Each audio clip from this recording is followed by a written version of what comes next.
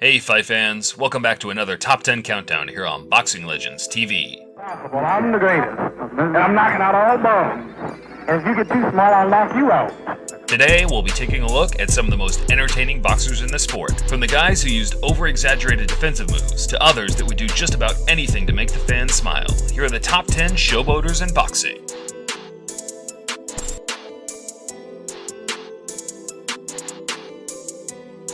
Coming in at number 10, we have one of the most crude and insane fighters of all time, El Matador Ricardo Mayorga.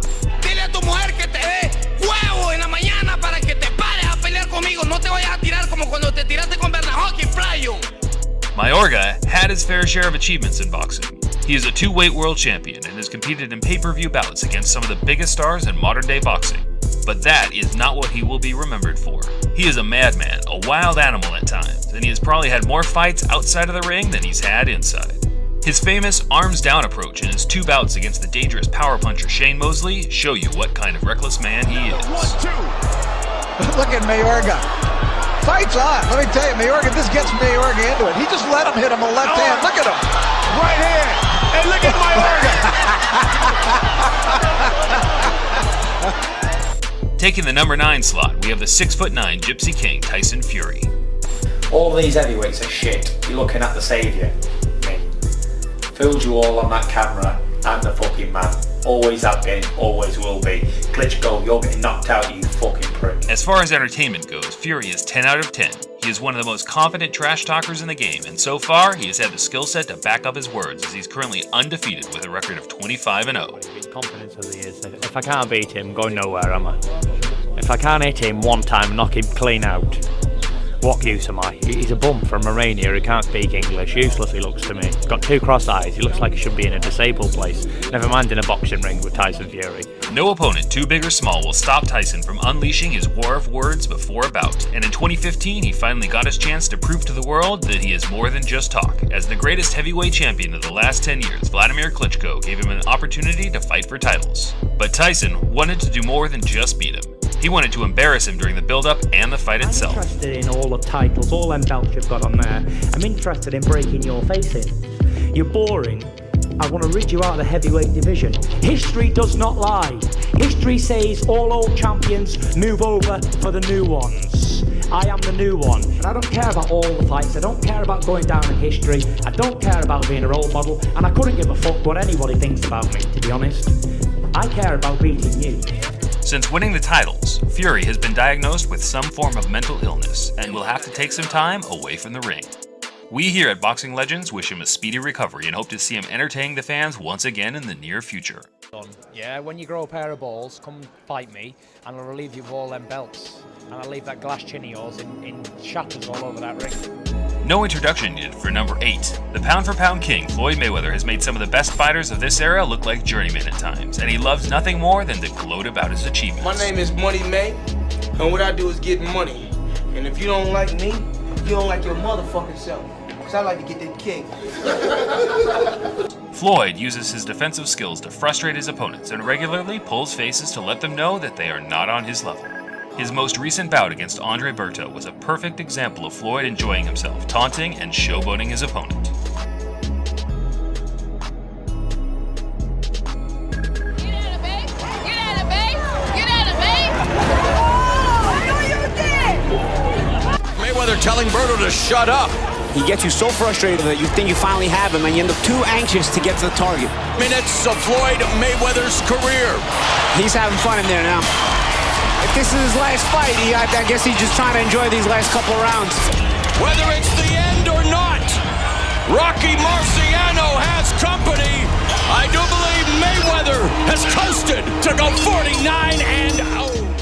At number 7, we have the 1984 Olympic gold medalist and 4-weight world champion in the paid ranks, Sweet Pea, Pernell Whitaker. Because Pernell Whitaker is such a terrific fighter that he can be world champions in many different weight categories, including the welterweight division. Arguably one of the greatest lightweights of all time, Whitaker is a master technician in the ring. He took defensive skills to a new level, and sometimes he would do the most insane slips and dodges to show off just how special he really was.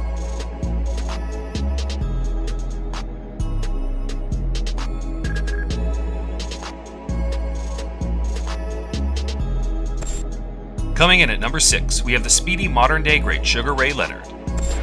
I never said, could I do it? Or is there a possibility I might do it? I always say, if Ray Leonard wants to do something, Ray Leonard can do it. Ray wasn't predominantly known for showboating, as he generally came across as a nice, respectable guy in and out of the ring. But a switch was turned on after suffering his first defeat to the vicious animal Roberto Duran in their first match in 1980. The nature of the loss was very hard for him and his fans to take, and in their rematch, he knew that an average points victory would not be enough to erase the memories of that night in Montreal.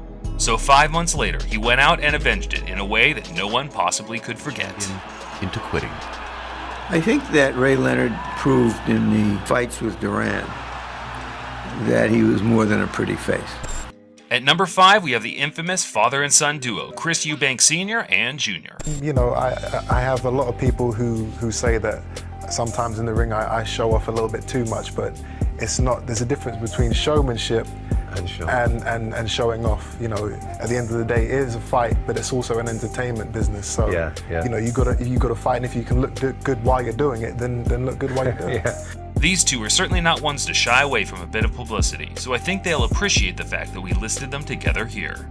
Although Chris Jr. is yet to achieve 10% of what his father did, it's already clear to see they share the same ambition for entertaining the fans in the most stylistic way possible. Sr., also known as English, made his name in the 90s, wowing fans with his theatrical, explosive style. Even though he has made some questionable title defenses in his time, his arrogant fighting style would be displayed against all levels of competition, which I guess is somewhat admirable.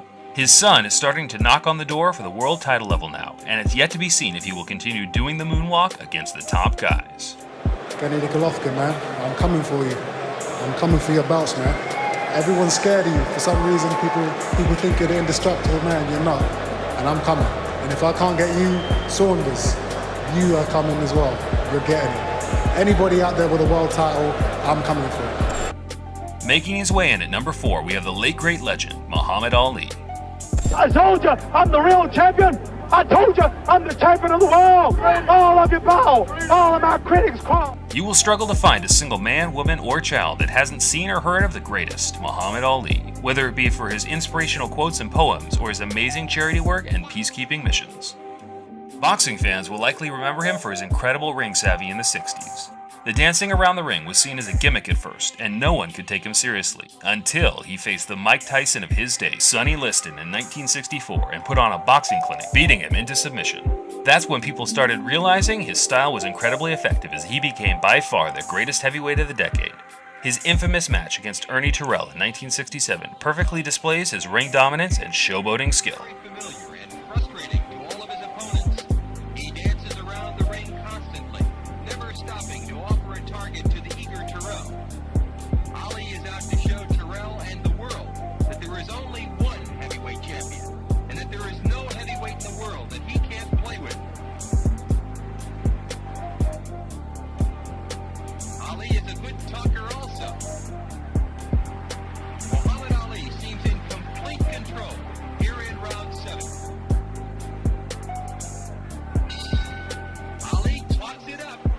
Taking the number 3 slot, we have the 90s fighter of the decade, Roy Jones Jr. But if I'm gonna fight and prove that God blessed me with something, I gotta take advantage of that. God gave me some talent, and I got to do this. Unlike others on this list, Roy wasn't the biggest trash talker in the game. He liked to stay clear of media publications and generally kept to himself, enjoying activities like basketball and fishing with friends in his downtime. Looking through the chicken yard, riding horses, fishing, just hanging with the kids, doing whatever, you know. That's what makes me happy. But when he was in the ring, he turned into a complete showman. His dazzling feet and hand speed separated him from the rest, and he was not one to shy away from the odd bit of showboating. Final seconds of round 4. Oh, you don't know what way he's going. The referee doesn't know which way to move. Roy's just opening up angles. Crowd's going wild. He's down. A left hook drops him. He never saw it coming. Big right hand. Oh, he's down from a right hand. Coming in at number 2, we have by far the most unknown boxer on the list, the drunken master, Emmanuel Augustus. Having a fairly poor record of 38 wins and 34 losses doesn't really do this amazing entertainer much justice. Words can't really describe his style apart from bizarre and hilarious to watch at times. He has shared the ring with many greats, such as Floyd Mayweather Jr., Mickey Ward, and more recently, Ruslan Provodnikov.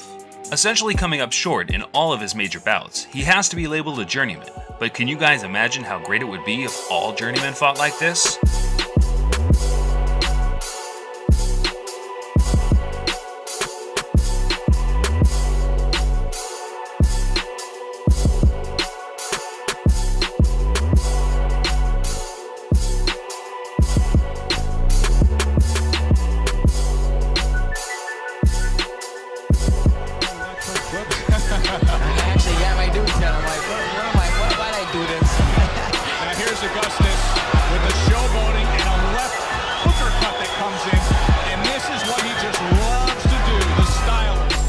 Before we take a look at number 1, here are some honorable mentions.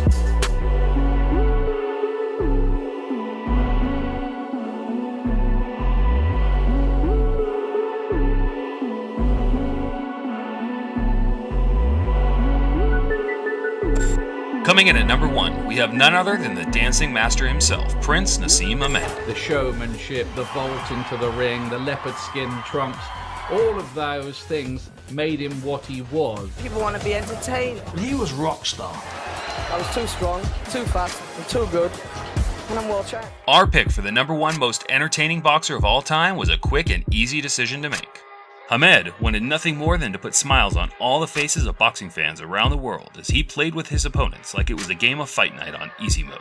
From the moment he entered an arena, the show had begun. His ring entrances were outrageous and completely over the top. Then he would flip over the ropes to begin the action. During the fights, he would often have his hands by his side, slipping punches by mere millimeters, and then he would taunt his opponents after their miss. He also had very dangerous power and could finish a fight with one punch, which he did on many occasions. If you haven't seen a full Naseem Hamed fight, then we strongly advise you do so right after watching this, because quite simply, his whole career is a highlight reel. Watch the use of the shoulder. Again, that right hand working so well, and this is a very confident Hamed. And look at this, I think. He's trying to do all this for the Sheffield fans. He's playing to the audience, trying to taunt Paul Padillo, who's taking all this. Thanks for watching, Fight fans. We hope you enjoyed this countdown today. If you did, please remember to smash that like button as it helps out this channel so much and will make us grow so we can keep producing this type of content for you guys. Until next time, this is Boxing Legends TV signing off.